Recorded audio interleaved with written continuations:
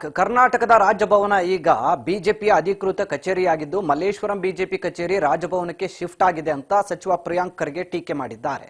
ಸದ್ಯ ಕೆಪಿಸಿಸಿ ಕಚೇರಿಯಲ್ಲಿಂದು ಸುದ್ದಿಗೋಷ್ಠಿ ನಡೆಸಿ ಮಾತನಾಡಿದ ಅವರು, ಯಾವ ರಾಜ್ಯಗಳಲ್ಲಿ ಬಿಜೆಪಿ ಪಕ್ಷ ನೆಲಕಚ್ಚಿದೆ, ನಾಯಕತ್ವ ದುರ್ಬಲವಾಗಿದೆಯೋ ಅಂತಹ ರಾಜ್ಯಗಳಲ್ಲಿ ಸಿಬಿಐ, ಇಡಿ, ಐಟಿ ರಾಜ್ಯಪಾಲರನ್ನು ಬಳಕೆ ಮಾಡಿಕೊಳ್ಳಲಾಗ್ತಾ ಇದೆ.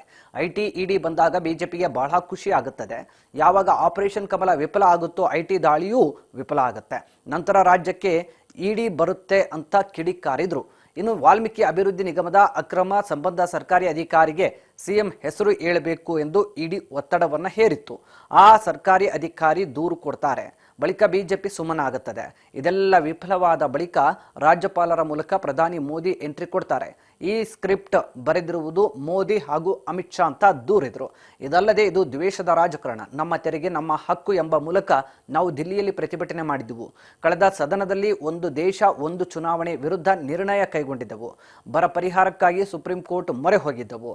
ಇದೆಲ್ಲವೂ ಅವರಿಗೆ ಮುಜುಗರವಾಗಿದೆ. ಅದಕ್ಕಾಗಿ ರಾಜ್ಯಪಾಲರನ್ನ ಕೈಗೊಂಬೆಯಾಗಿ ಬಳಸಿಕೊಳ್ತಾ ಇದ್ದಾರೆ ಅಂತ ಆರೋಪಿಸಿದ್ದಾರೆ.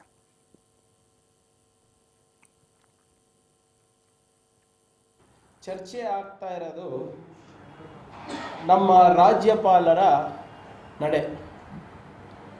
So what is the role of a governor ಅಂದ್ಬಿಟ್ಟು ಮತ್ತೊಮ್ಮೆ ಇದಕ್ಕೆ ಸ್ಪಾಟ್ಲೈಟ್ ಬಿದ್ದಿದೆ. ಇದು ಇವಾಗಿಂದಲ್ಲ.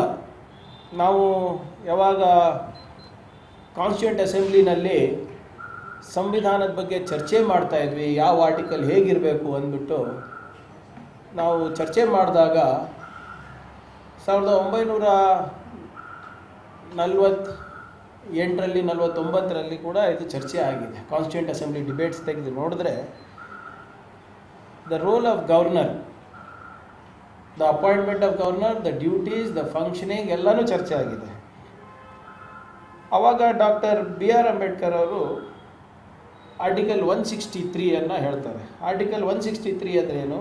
Article 163 of the Constitution categorically provides that there shall be a council of ministers with the chief minister at the head to aid and advise the governor, except insofar as he is by or under this constitution required to exercise his function or any of them in his discretion. This is Article 163.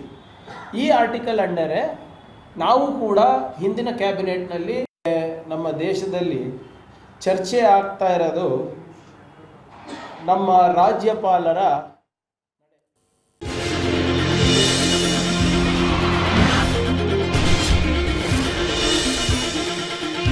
ನಡೆ.